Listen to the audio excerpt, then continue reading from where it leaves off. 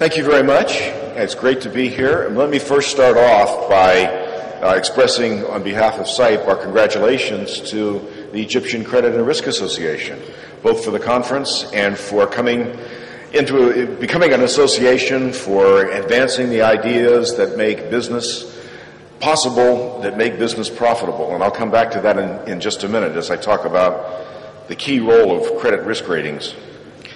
Let me first begin by giving you just a few sentences of background about who we are.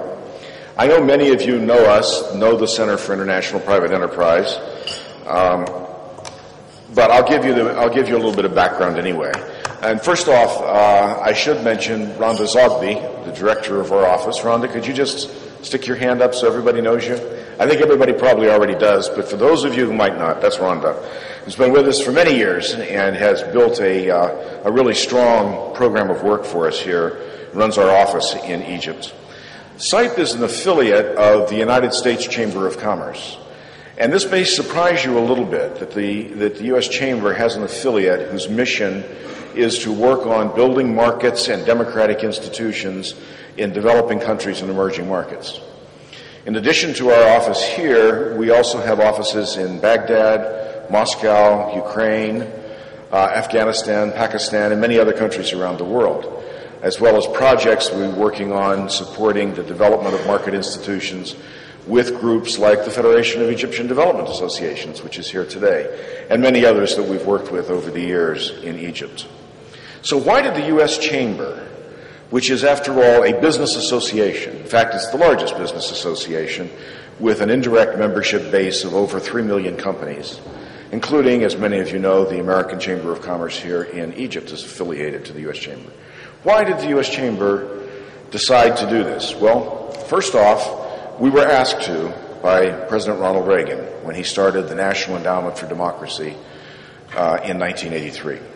And our board at the Chamber debated about this for some time.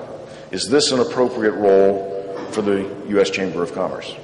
And the conclusion, after a very thorough debate, was yes, because building market institutions and democratic systems is essential for the future development of business all over the globe.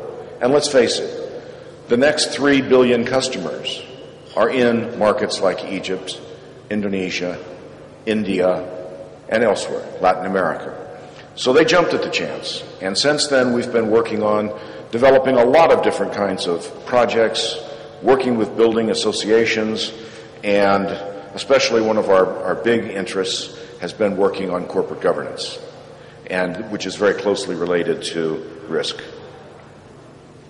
What I've been asked to talk about is the perspective of the foreign investor community.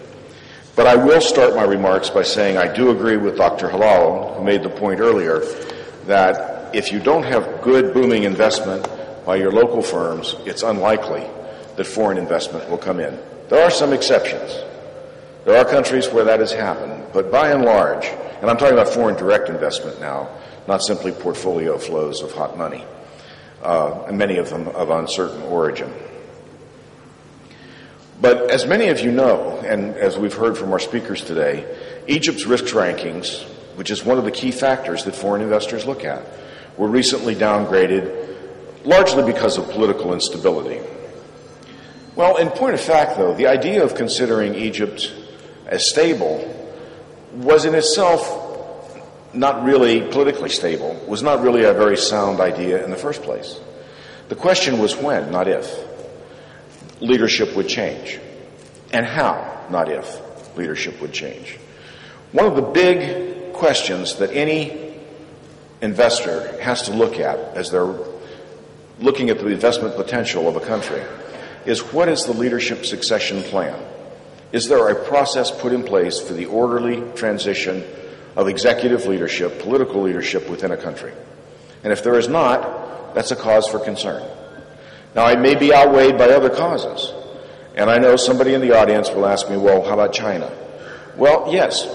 One of the other major factors that foreign direct investors look at is the size of the internal market. And these things weigh each other. They balance. So someone may be able to take on much larger risk, as they are doing now in some African countries, like Rwanda, which have low don't really have a succession plan.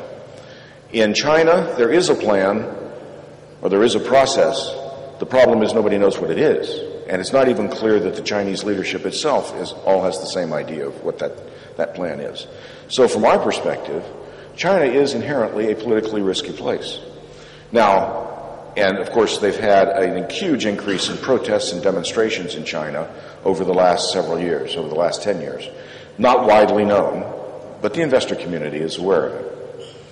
So putting in place a leadership succession plan and a mechanism for choosing leaders, which has legitimacy with the population, is a key part of building the kind of stability that shows up in these risk rankings.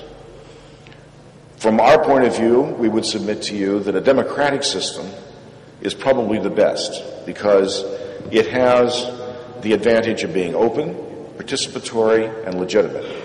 Now, I'm speaking, of course, of democratic governance that is, in fact, democratic governance, that is not a false democratic governance. And there are several countries, I won't go into detail on who they are, but there are any number of countries around the world which call themselves democracies, but are not really genuine democracies.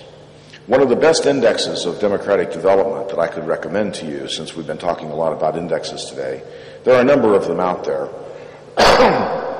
Forgive me. But one of them is the Economist Intelligence Unit. It puts out a very thorough rating of democracy. And they rate it across a number of different dimensions, not just voting. So I highly recommend taking a look at it. It's free, it's on the internet, as almost everything is these days. But another dimension that the Economist Intelligence Unit uses, and which our investor base uses as well, is democratic governance, is the decision-making. How are rules adopted? How are decisions made on a day-by-day basis within a country? And that takes you into the dimensions of parliament, but it also takes you into the dimensions of the regulatory process. I should pause for a moment and note that many of the points I'm making are drawn from surveys that the U.S. Chamber has done of multinational corporations. And we've actually come up with a list of 12 factors. And if anyone's interested, I'd be happy to email them to you, or you can find them on our website.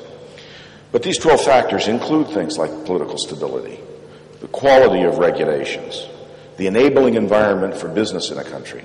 And I'll come back to that in a moment as well. One of the questions that was asked in an earlier session, and I'm condensing my remarks down because I know that our panel is all that stands between you and dinner, and the hour is getting late. But one of the questions that was asked earlier, and does relate to this whole issue of risk, is economic growth rates. Many people were looking at Egypt's high economic growth rates and thinking, with growth like that, this must